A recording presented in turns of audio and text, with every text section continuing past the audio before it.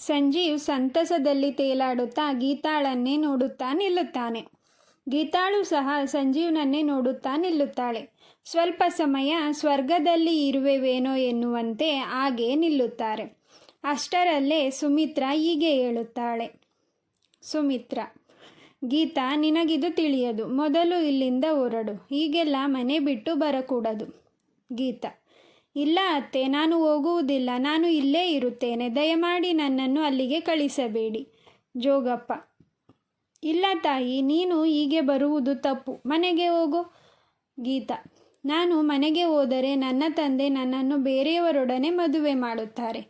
ಜೋಗಪ್ಪ: ಇರಬಹುದು, ಆದರೆ ನೀನು ಅವರನ್ನು ಮೀರಿ ಹೀಗೆ ಬರುವುದು ತಪ್ಪಲ್ಲವೇ? ಗೀತಾ: ಯಾವುದು ತಪ್ಪು ಮಾವ? ನನ್ನ ಮನಸ್ಸನ್ನು ಅರಿಯದೆ ಅವರ ಇಚ್ಛೆಯಂತೆ ಮದುವೆ ಮಾಡುವುದು ತಪ್ಪಲ್ಲವೇ? ಜೋಗಪ್ಪ: ಅದು ಏನೇ ಇರಬಹುದು, ನೀನು ಅವರ ಸ್ವತ್ತು. ಅವರ ಇಷ್ಟದಂತೆ ಮಾಡುತ್ತಾರೆ. ಅದನ್ನು ಕೇಳೋದಕ್ಕೆ ನನಗಾಗಲಿ ನಿಮ್ಮ ಅತ್ತೆಗಾಗಲಿ ಯಾವ ಅಧಿಕಾರವೂ ಇಲ್ಲ. ಗೀತಾ: ಬೇಡ ಮಾವ, ಹಾಗೆ ಹೇಳಬೇಡಿ. ನೀವು ನಮ್ಮ ಕೈ ಬಿಟ್ಟರೆ ನಾನು ಕೆರೆನೋ ಬಾವಿನೋ ನೋಡ್ಕೋತೀನಿ. ಸುಮಿತ್ರ: ಇದೆಂಥ ಮಾತು ಗೀತಾ? 24 ವರ್ಷದ ಹಿಂದೆ ನಾನು ಇದೇ ಆಸೆಯಲ್ಲಿ ಆ ಮನೆ ಬಿಟ್ಟು ಬಂದೆ. ಇನ್ನೂ ಸಹ ನನ್ನ ತವರು ಮನೆಗೆ ಹೋಗುವ ಭಾಗ್ಯ ದೊರಕಿಲ್ಲ ನನಗೆ. ನಾವು ಹೆತ್ತವರು ಹೇಳಿದ ಹಾಗೆ ಕೇಳಿದರೆ ಅವರಿಗೆ ನಾವು ಮುದ್ದು ಮಕ್ಕಳು, ಇಲ್ಲವಾದರೆ ನಾವು ಕೆಟ್ಟ ಮಕ್ಕಳು ಕಣಮ್ಮ. ಹಠ ಮಾಡಬೇಡ, ಹೋಗು. ನಿನ್ನ ತಂದೆ ನಮ್ಮೆಲ್ಲರನ್ನು ಇಲ್ಲೇ ಸುಟ್ಟಿ ಹಾಕೋಕು ಅಂಜಲ್ಲ. ಕಾಡು ಮೃಗ ಅವನು. ಪ್ರೀತಿ ಸಂಬಂಧ ಅಂದರೆ ಅವನಿಗೆ ಕಾಲು ಕಸ ಕಣೆ, ಹೋಗು. ಗೀತಾ: ನೀವೇ ಹೇಳ್ತಿದ್ದೀರಾ ಅಲ್ವಾ ಅತ್ತೆ, ಕಾಡು ಮೃಗ ಅಂತ. ಹೀಗಿರುವಾಗ ನನ್ನನ್ನು ಯಾಕತ್ತೆ ಕಳಿಸ್ತಿದ್ದೀರಾ?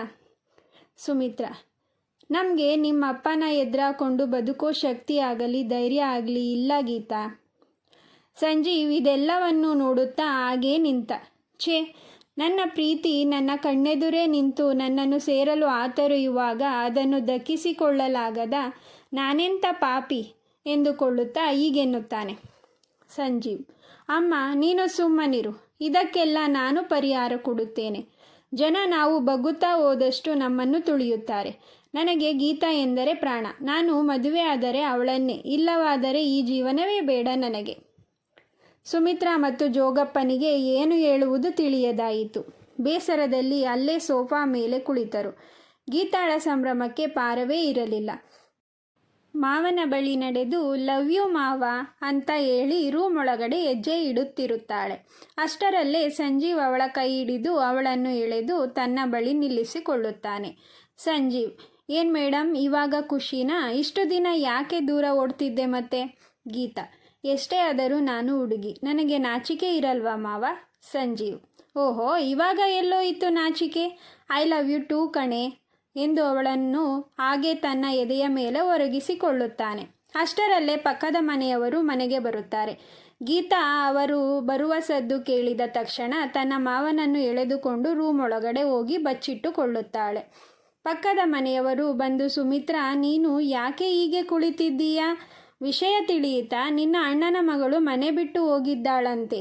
ಎಲ್ಲರೂ ಹುಡುಕಾಡುತ್ತಿದ್ದಾರೆ ಎಂದು ಹೇಳಿ ಹೊರಟು ಹೋಗುತ್ತಾರೆ. ಸುಮಿತ್ರಾ ಮತ್ತು ಜೋಗಪ್ಪನಿಗೆ ನಡುಕ ಶುರುವಾಗುತ್ತದೆ. ಇತ್ತ ರೂಮ್ ಒಳಗಿದ್ದ ಗೀತಾ ಇದನ್ನು ಕೇಳಿ ತಕ್ಷಣ ಸಂಜೀವ್ನನ್ನು ತಬ್ಬಿ ಹಿಡಿದು, ಮಾವ, ನನ್ನನ್ನು ವಾಪಸ್ಸು ಕಳಿಸಬೇಡ. ನಿನ್ನ ಬಿಟ್ಟಿರುವ ಶಕ್ತಿ ನನಗಿಲ್ಲ. ನನ್ನನ್ನು ಮದುವೆ ಮಾಡಿಕೋ. ನಾವು ಎಲ್ಲಿಯಾದರೂ ದೂರ ಹೊರಟು ಹೋಗೋಣ ಪ್ಲೀಸ್ ಎನ್ನುತ್ತಾಳೆ. ಅಷ್ಟರಲ್ಲೇ ಗಿರಿಯಪ್ಪ ಮತ್ತು ಅವನ ಕೆಲಸದವರು ಮನೆ ಕಡೆಗೆ ಧಾವಿಸಿ ಬರುತ್ತಾರೆ. ಅವನು ಗೀತಾ ಎಂದು ಜೋರಾಗಿ ಕೂಗುತ್ತಾ ಅಲ್ಲೇ ಹೊರಗಡೆ ನಿಲ್ಲುತ್ತಾನೆ. ಕತೆ ಮುಂದುವರಿಯುವುದು.